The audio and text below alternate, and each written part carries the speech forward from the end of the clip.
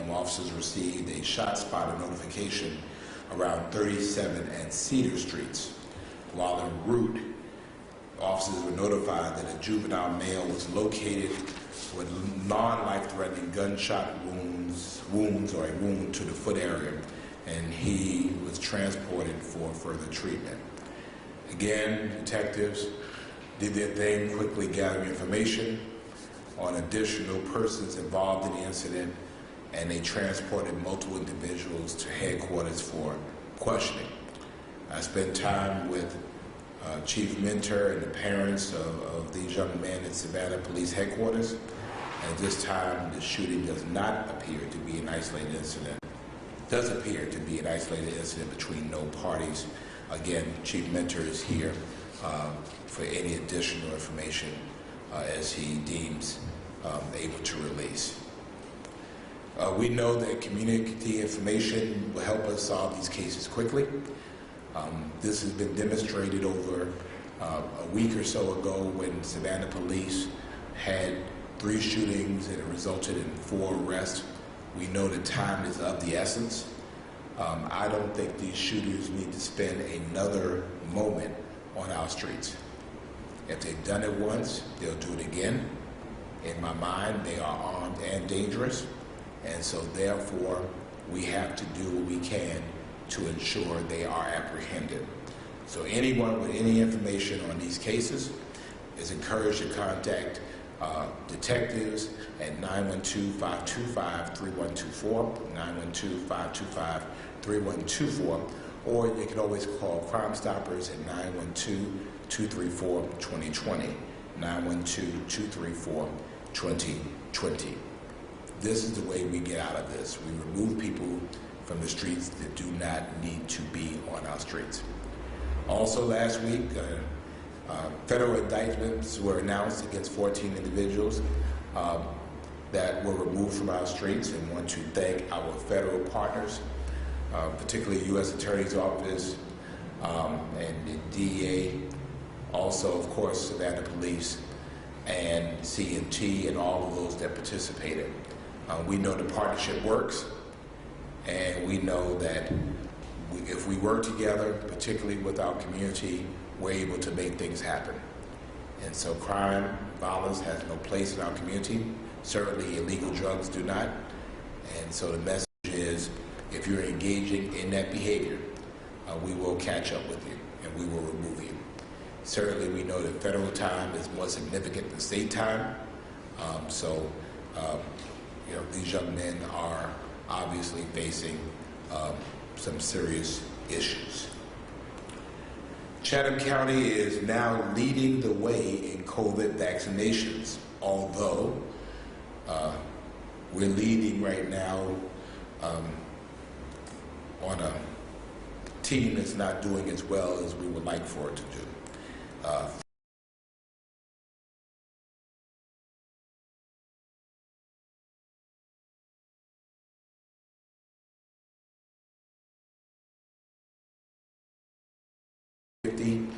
Means half of our folks are vaccinated. We certainly want to get to 80%. Months ago, I set a preliminary goal of 50% of our residents vaccinated, and we are almost there. So we're asking people to please protect themselves by getting a COVID vaccine. I encountered more people than I would like to realize over the weekend that just were not vaccinated and just weren't planning on getting vaccinated. And so we have to do better. If you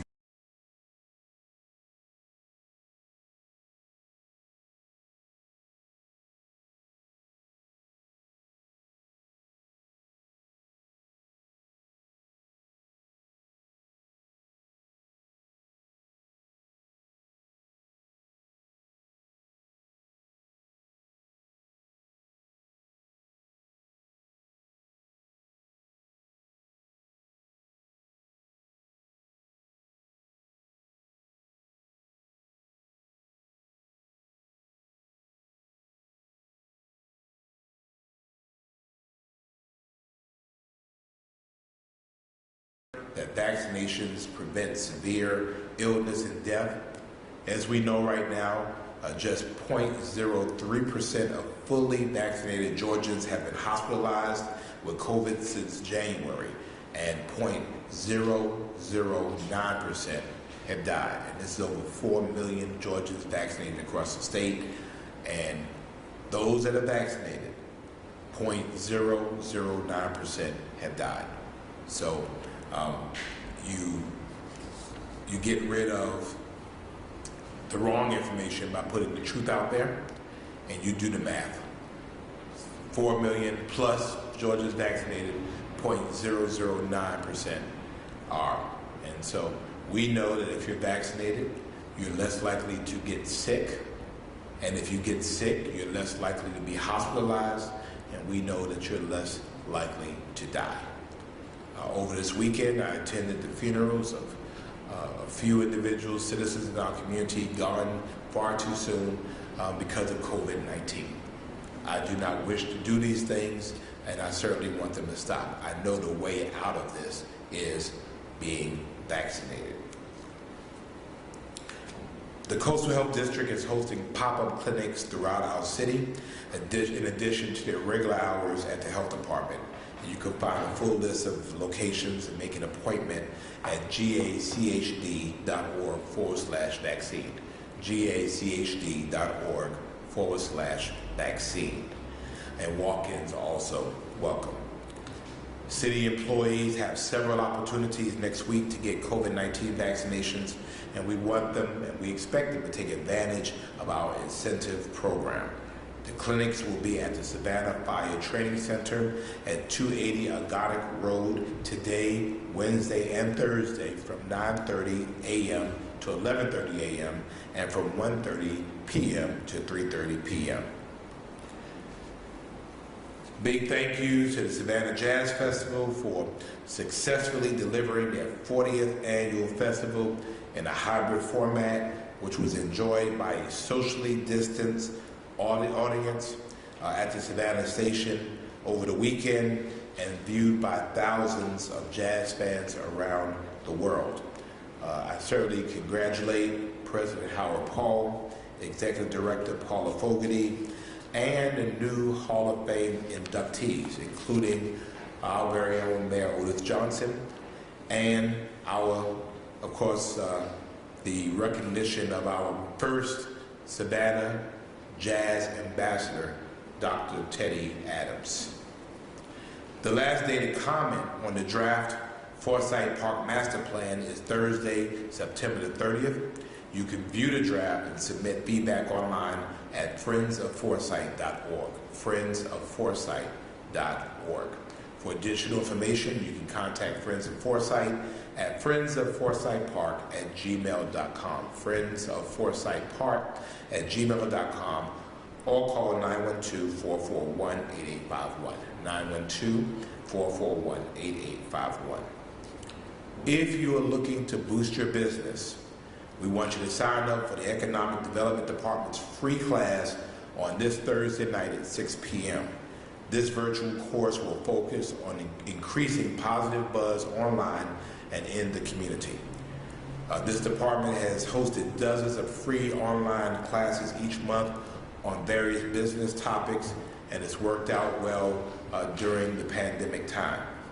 To check out the full list of available classes, you can go to savannahga.gov/calendar, savannahga.gov/calendar, and you will also find registration information there.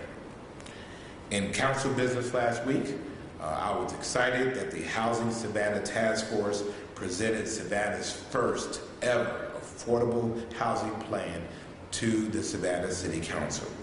And I want to thank everyone that was involved in creating this plan.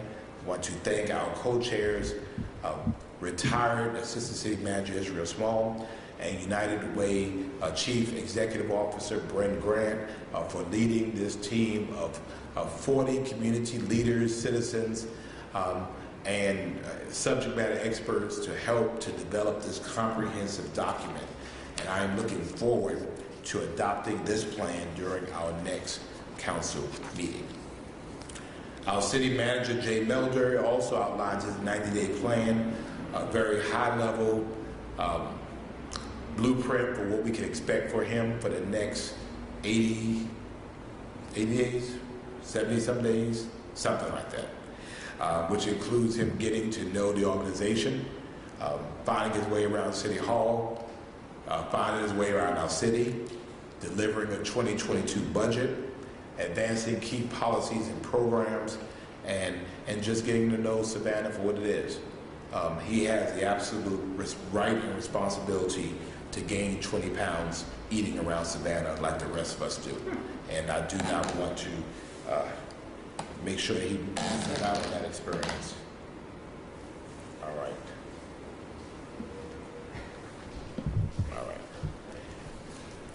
All right. Mr. Melder and I absolutely agree that we have to deliver on the services that we promised to deliver in the manner and in the time frame that we promised to deliver them. That's absolutely clear. I know, and I know he knows, that there's some trash and recycling around the city that have not been picked up, mine's included, and this is unacceptable, and it must be and it will be corrected. The city manager is working on a budget that will ensure that we have the proper financial, personnel, and mechanical resources to deliver our services in a timely manner. And so I appreciate him recognizing that up front, that we can't do what we say we're going to do if we don't have the proper money, the proper people, the proper equipment in place to get it done. So we're asking that our citizens exercise patience because we have the members of Team Savannah who are out there every day getting it the best way they can. They're out there working hard, and they're working as quickly as they can with all that they have. So please, I'm asking for us to exercise some patience as we catch up. In other council news, the City Council approved a contract to investigate implementing developmental impact fees in Savannah, development impact fees. And so the study will outline what we need to know to add a one-time fee for new land developers to defray the cost of expanding public facilities to serve new growth. And our entire council have been interested in finding a path forward to do this, and so this is the first step for us to getting there. This study is expected to take about 10 months, and then the council will assess the results of the study and decide how to move forward. If we implement an impact fee, we must abide by the state's Impact Fee Act. And so about 50 municipalities in the state currently have development impact fees. We also approved a $750,000 contract to start foundation construction on a pedestrian bridge at the In-Market Arena site, and it will connect the arena to the parking lot over the Springfield Canal. We are also adding basketball to the list of great things happening at our arena, and the council approved buying a portable basketball floor for $165,000, which is included in the cost of the project. Finally, the best month of the year starts on Friday, October, and we will recognize Domestic Violence Awareness Month. Domestic violence does not care about sex, age, education, or social status. Anyone can be affected, and we know that children of those that are either abusers or abused often tend to become abusers or abused. You do not have to live in that situation. Safe Shelter, our partners, are here to help, and you can call them 24 hours a day at 912-629-8888. 912-629-8888. And as we celebrate Hispanic Heritage Month, we want you to see the beautiful flags that adorn the rotunda. Again, we are going to be more inclusive. We're going to be more diverse. And this is a part of the way for us to do that. So that ends my prepared remarks, and I will entertain any questions you may have. Good morning, Joanne. Good morning, Cody. I am doing well, thank you. I guess I have a couple of questions about vaccine. What is the reaction of city employees if you're getting feedback on your push to get them vaccinated and the incentive program? I've heard people are going to go for it. I mean, I think that they see two things. I think they see here an opportunity to be vaccinated, but I think they also see the handwriting on the wall. Nationwide, vaccines are becoming more prevalent, and as Moderna and Johnson & Johnson receive full use authorization, you'll see more organizations, certainly more governments, requiring them.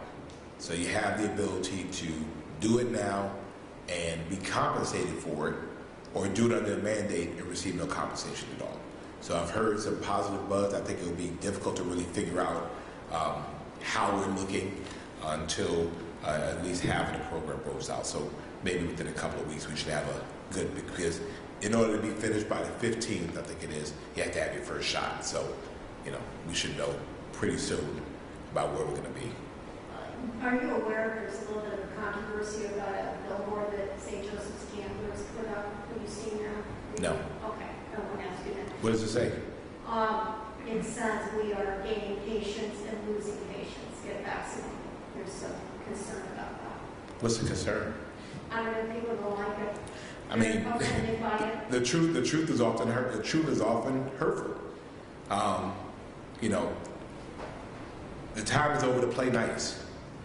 The stark reality of the truth is that they are gaining patients and they are losing patients. And the stark truth of the reality is that our funeral homes are doing well. They're doing much better because of COVID patients. People don't want to hear that. But if you're unvaccinated and you catch COVID, you have a much better chance of being hospitalized. You have a much better chance of being in an ICU unit, and you have a much better chance of dying, which means you engage in a hospital and you engage in a funeral home. We don't want you to do that. So if, you know, speaking the truth makes someone decide to get vaccinated, I say go for it. I mean, her feelings are going to be her feelings. And I know the chief is here, but can you talk to me a little bit about, I guess, probably your continued frustration about crime? I mean, yeah. I mean, it is. It's continued. And, you know, in these cases, in my mind, and the chief can speak more about it, do not appear to be random, isolated incidents. And again, when you have people who have issues, whatever they are, and a gun is introduced, it is a deadly combination. And so I think we recognize fully that people have to get in between these incidents.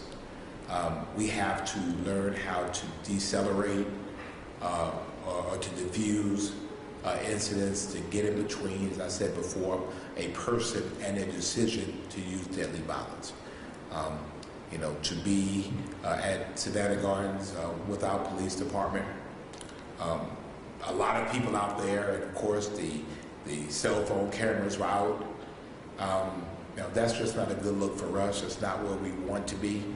And you know, it's frustrating, but I think at this point we're continuing to do all we can do, again, while we're trying to move people that don't need to be on our streets, off of our streets. So yes, it's very frustrating.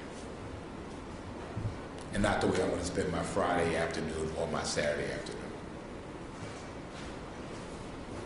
Hi, how are you doing? Good morning. So you said it was frustrating, right? So you said that you all are doing things to get those people off the streets.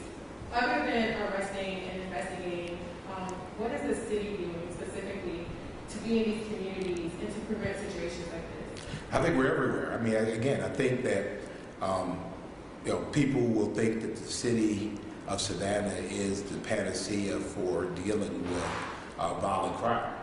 I think, again, this is more organic than that.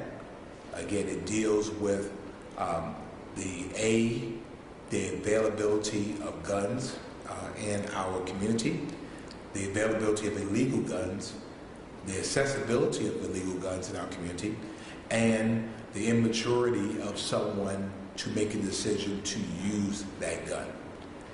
Chief Mentor is sitting here to my left. If I wanted to shoot you right now, I could. He would be able to arrest me, but he wouldn't be able to stop it.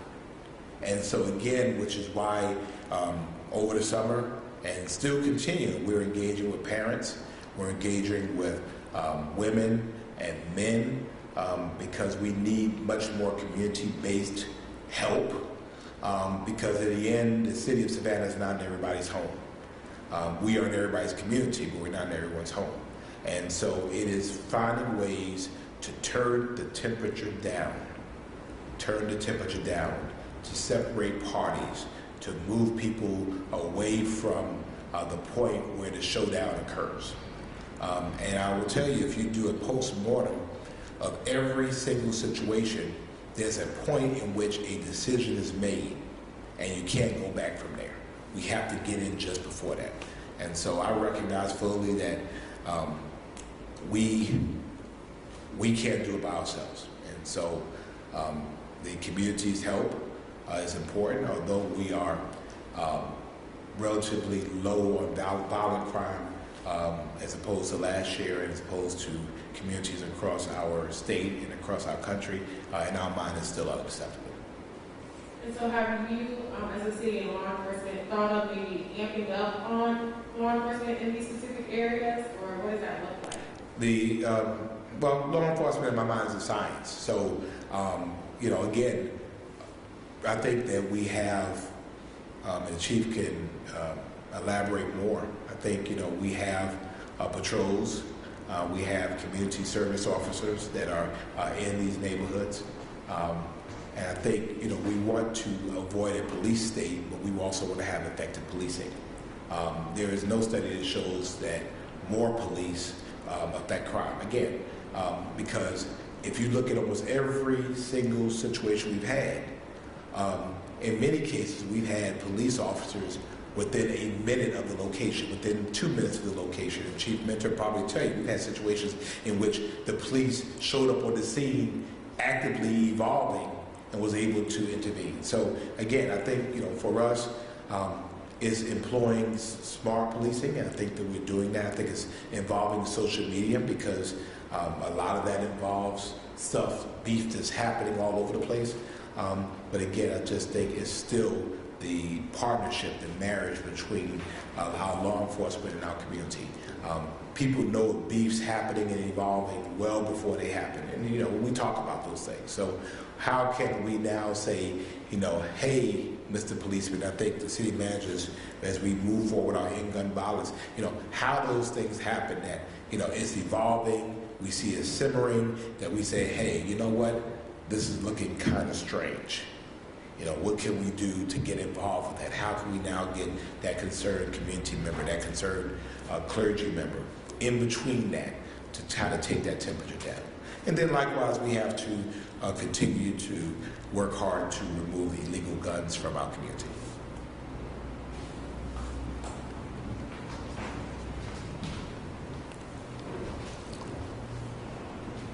Morning, sir. Good morning, sir. I guess last thing, really only thing for me, the FDA CDC came down with some guidance on boosters for individuals, that third round shot. Is that going to be part of the vaccine clinic program for the city, that booster shot for employees, or is it strictly just to get them? It's strictly to get them initially vaccinated. I don't think we've talked about the booster program at all. I think the goal is someone that has, if you get a booster shot, you're actually vaccinated. So you're actually more protected than someone who is not. So the goal is really to get people who are not vaccinated. We're already covering those who are who've received the vaccination. So it would be no need. I don't think we've talked about including a booster shot into our program. Okay, just to get those at-risk categories, I wasn't sure if there's anybody within the city government that would qualify for that. Yeah, we hadn't even got that far. I think the federal government has to kind of agree on one set of languages that relates to that. And again, I think that when you look at the Pfizer side of it, again, Johnson & Johnson and Moderna, they still don't have full use authorization. So therefore, it would only be for those that had Pfizer. So, I think we have to just kind of wait for all that to come down. And then Pfizer is still just the state office. Yes. Thank you, sir. That's it. That's it. That's These are easy. Do you have a percentage of how many city employees are vaccinated? We did. It was self-reported before that it was about 50%. Again, the other purposes for us to do this program is that it allows us to be able to actually verify. So we have a third-party vendor that is going to actually, in order to receive the incentive, it has to be checked in what's called the GRITS system, which is a state system. So we'll be able to not only be able to verify it, but we'll be able to weed out those. And I'm sure no one in the city of Savannah is passing off a fake vaccination card. I know that. I just know that. But we've seen some in our community, so we'll be able to get to verify that. I would hope maybe by next week or so we might have a better idea, because again, it's 28 days, 28, 21 days for the various ones in between, so we should have a better idea of who's in the queue, because if you haven't been vaccinated by probably within the next 12 to 14 days, you're going to miss the window anyway, so you wouldn't be eligible. I think the incentive is for those who are fully vaccinated. And I don't know if you've been asked this in the past, so I apologize, but I haven't asked you this. Do you support the president's mandate on businesses of over 100 employees? And have you heard from businesses that don't want to do it or that will object to doing it? I think that when you want to win, you go big, you play hard. And so I appreciate the president recognizing that we have to get beyond this. And we have to get beyond this as a country. We know that there's some states that are really doing well. There are some states that are not doing as well. Our concern from Savannah is because people visit us from all over the place, from states that are doing well and states that are not doing well. So I say I appreciate the president recognizing the moment in time that we're in. And so I do support that. Again, for the city of Savannah, we're not there yet. We much prefer voluntary vaccination. And then after November, we'll see where we are and then decide where we go from there. You gonna sing us a song now? That's it. Oh, okay. I thought you were gonna sing for us. No. Okay. Not today. All right. Well, ladies and gentlemen, we appreciate you all. Thank you for accommodating us on a Monday. I have to take a quick skip out of town, but appreciate you all working with us to do that. So, Chief Mentor is here. If you all want to see him, do you all want to see the chief? No? Okay. So I'm sure you do want to see him? Yes. Oh. All right. Well, may God bless you all, and may God continue to bless the city of Savannah. Chief Mentor.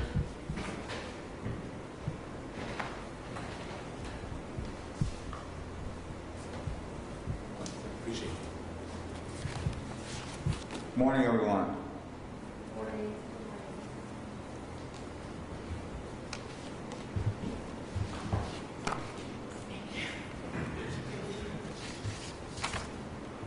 So my first question is just, do you have any updates as far as the recent shooting that happened on Saturday? The one on Saturday or the one on Friday? Sorry, one on Friday. The one on Friday, the detectives are still out there canvassing the area. We are asking for any information that the community may be able to provide to us, whether that's witness information or any information from videos or Ring doorbell cameras. The detectives were out there most of the day on Friday. They were out there part of the weekend.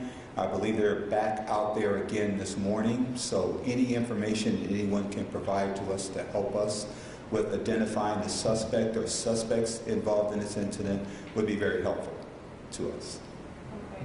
And do you all know what is causing a lot of these shootings? I know one that happened 2 weeks ago with a 14-year-old unfortunately died, and then one over on Friday. Do you all have any idea if this is in conjunction with revenge shooting, et cetera? Well, you know, we're seeing a very unfortunate and disturbing pattern in these shootings that we're seeing. The first one has to do with access to firearms, and the mayor just talked about that.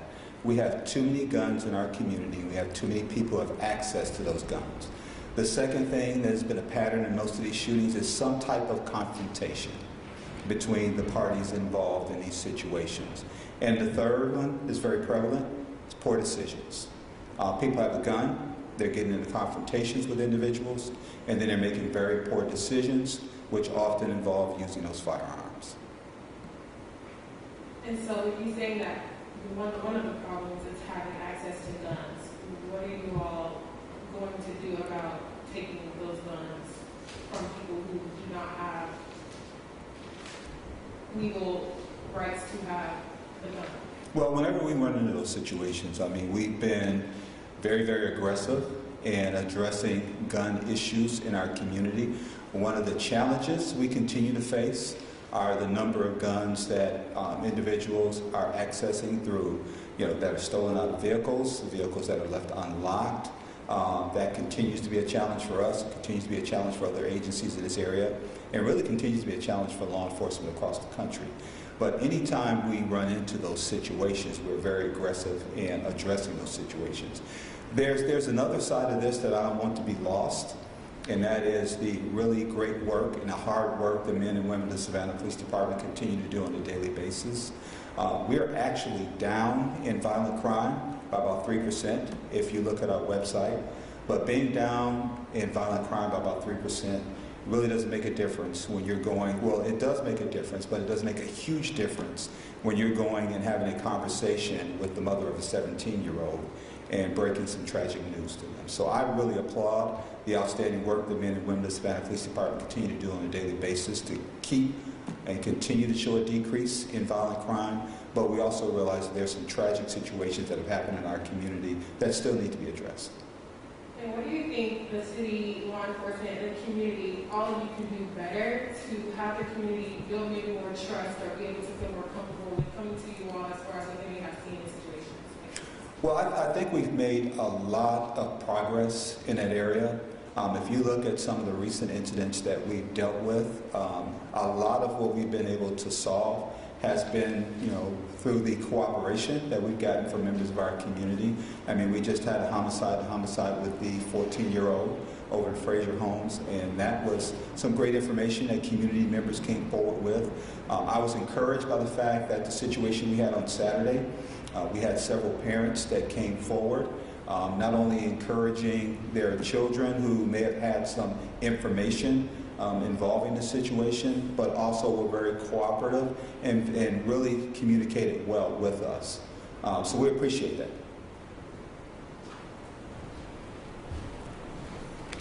I just have a question. You say down 3% fiscal year to fiscal year? Correct. Okay. Yeah, year-to-date fiscal year. July? January through September 2020, January through September 2021, Joanna. Thank you. Yes. I'm all set. Thank you. Okay, thanks, Sean. And let me just say, it's important for us to also look at our state law as it relates to firearms. And we're still working, and hopefully we'll start our legislative agenda, because right now it's just not that easy to take a gun off of somebody.